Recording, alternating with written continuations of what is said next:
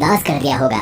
लेकिन क्या आपको सच में फिश ऑयल खाने के फायदों के बारे में पता है? साथ ही क्या आप जानते हैं कि इसका ओवरडोज भी आपके लिए खतरनाक हो सकता है? वेल, अगर आपको फिश ऑयल के बारे में ज्यादा कुछ नहीं पता है तो हमारे साथ वीडियो के अंत तक बने रहिए, क्योंकि आज हम आपको इसके फायदे और नुकसान के साथ साथ ये भी बताएंगे कि आखिर फैक्ट्री में फिश ऑयल कैप्सूल्स को कैसे तैयार किया जाता है। तो चलिए फिर शुरू करते हैं आज का ये वीडियो। फिश ऑयल, ये ऑयल हमें किराने की दुकान पर सरसों या फिर रिफाइंड के तेल की तरह किसी प्लास्टिक के बॉटल या फिर पैकेट्स में नहीं मिलता। ये हमें कैप्सूल्स की शेप में कुछ ही गिनी चुनी दुकानों पे मिलता है। अब जैसा कि नाम से पता चल रहा है कि इसमें फिश का इस्तेमाल होता है, तो इसे मछली के ऊतकों यानी टिश्यू से बनाया जाता है। इसमें ओमेगा 3 फैटी एसिड EPA यानी आइकोसेपेंटेनोइक एसिड और DHA यानी डोकोसेहेक्सेनोइक एसिड होता है, जो सही मात्रा में लेने पर हमारे लिए काफी फायदेमंद होता है।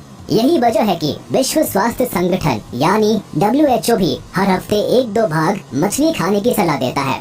ऐसा इसलिए क्योंकि मछली में ओमेगा 3 फैटी एसिड होता है, जो वजन घटाने से लेकर हमारी स्किन, हेयर और बोन्स के लिए बहुत कारगर साबित होता है। साथ ही इससे कई तरह की गंभीर बीमारियां भी दूर रहती है। खास तौर पर हार्ट अटैक का खतरा कम हो जाता है। वैसे ओमेगा 3 के लिए फिश को इतनी ज्यादा तवज्जो इसलिए दी जाती है क्योंकि मछलियों से मिलने वाला ओमेगा 3 फैटी एसिड प्लांट से मिलने वाले ओमेगा 3 से कई गुना ज्यादा बेहतर होता है।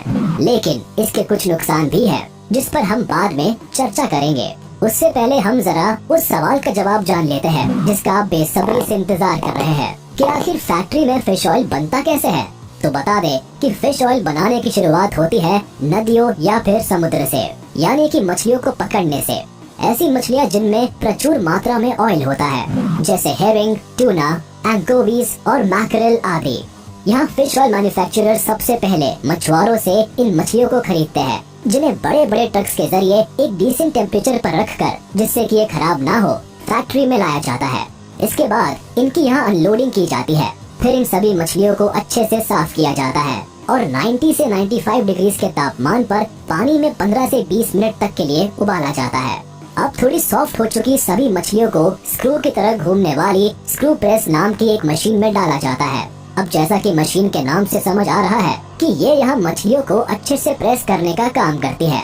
तो प्रेस होने की वजह से होता ये है कि मछलियों में मौजूद पानी अलग हो जाता है और जो बचा हुआ हिस्सा होता है उसे एक अलग सेक्शन में निकाल लिया जाता है, जिसे एक तरह का केक कहा जाता है। इसे कन्वेयर की मदद से और ज्यादा सुखाने के लिए फैक्ट्री के ड्राई आउट सेक्शन में भेज दिया जाता है। यहाँ करीब 75 डिग्री पर इसे और सुखाया जाता है। अब इस प्रोसेस के बाद जो ड्राई फिश का चूरा होता है उसे एक ग्राइंडर में भेजा जाता है, जो उसे जरूरत के हिसाब से फाइनली ग्राइंड कर लेता है। अब इन सब प्रोसेसेस से गो थ्रू होने की वजह से ये काफी गर्म हो जाता है, जिस वजह से इसे कुछ देर रूम टेम्परेचर पर ठंडा किया जाता है। अब ठंडा हो जाने के बाद इसे सेग्रीगेशन सेक्शन में भेजा जाता है, जहाँ जरूरी और गैर जरूरी पार्टिकल्स को अलग कर लिया जाता है। इस दौरान जरूरी पार्टिकल्स की क्वालिटी को भी अच्छे से चेक किया जाता है। क्वालिटी चेक करने का जिम्मा फैक्ट्री के सबसे अनुभवी और जिम्मेदार लोगों पर होता है, क्योंकि फिश ऑयल न सिर्फ स्पोर्ट्समैन और जिम जाने वाले लोगों को बल्कि सामान्य लोगों को भी रिकमेंड किया जाता है। इसलिए छोटी मोटी कमियों को बहुत सीरियसली लिया जाता है और प्रोडक्शन के दौरान ही सभी कमियों को तुरंत दुरुस्त कर लिया जाता है। अब बारी आती है उस लिक्विड की जिसे शुरुआत में प्रेसिंग मशीन से अलग किया जाता था। उस लिक्विड को सबसे पहले फिल्टर किया जाता है, जिससे जो सॉलिड माइन्यूट पार्टिकल्स उसमें बचे होते हैं वो भी अलग हो जाए। इसके बाद इस फिल्टर लिक्विड को पहले एक गर्म टैंक में और फिर एक सेंट्रीफ्यूज टैंक में भेज दिया जाता है, जहां इस लिक्विड में से प्रोटीन वाटर और ऑयल को अलग करने का काम होता है। अब जो प्रोटीन वाटर लिक्विड में से निकल जाता है उसे अलग अलग एंजाइम से ट्रीट किया जाता है और फिर इस लिक्विड को फुल्ली कंप्यूटराइज्ड वेपोराइजर में भेजा जाता है। वही जो सॉल्युबल हमारे पास बचता है उसमें 35 से लेकर 40% तक प्रोटीन होता है।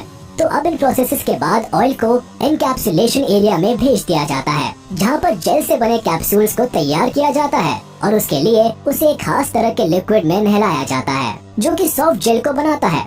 अब पहले तो सॉफ्ट जेल बहुत ज्यादा ढीली होती है, लेकिन जब इसमें लगा ऑयल धीरे धीरे रिमूव होता है तो वो हार्ड होता चला जाता है और फिर इन कैप्सूल्स को उठाकर बाद में एक अच्छे खासे वक्त के लिए सूखने के लिए छोड़ दिया जाता है। अब इसके बाद मशीन इन कैप्सूल्स को काउंट करने के साथ साथ इनकी क्वालिटी को भी चेक करती है। दिलचस्प बात यह है कि फिश ऑयल बनाने वाली फैक्ट्री में एक दिन में करीब 50 मिलियन फिश ऑयल कैप्सूल्स बनाए जाते हैं। वही क्वालिटी चेक में हर पैमाने पर खरा उतरने के बाद फिश ऑयल को ग्रेड के हिसाब से नाम दिया जाता है, जैसे refined fish oil, blown fish oil, sulphited fish oil और विंटराइज्ड फिश ऑयल। जिसके बाद अंत में बारी आती है कैप्सूल्स को बॉटल में पैक करने की, जिसके लिए लेबल लगी बॉटल्स को कन्वेयर के जरिए एक नोजल के नीचे लाया जाता है, जहां से counted number of capsules bottle में गिरती चली जाती है और फिर फैक्ट्री में सारा काम खत्म हो जाने के बाद इन्हें नजदीकी फार्मेसी शॉप तक भिजवा दिया जाता है। अब वैसे तो एक शख्स को 250 से 500 mg के बीच में ही फिश ऑयल कैप्सूल खाने की सलाह दी जाती है, लेकिन अगर आप इसके फायदों से इम्प्रेस होकर इसे जरूरत से ज्यादा कंज्यूम करते हैं तो आपको इसके कुछ दुष्परिणाम भी झेलने पड़ सकते हैं, जैसे नाक से खून आना, शरीर पर रैशेज होना, डायरिया, बदहजमी या फिर उल्टी की शिकायत हो सकती है। इसलिए फिश ऑयल को दिन में कितनी मात्रा में और कब खाना है, इसके लिए एक बार अपने डॉक्टर की सलाह जरूर ले, ताकि ये हेल्दी चीज आपके लिए अनहेल्दी साबित ना हो जाए। तो चलिए दोस्तों, how fish oil is made in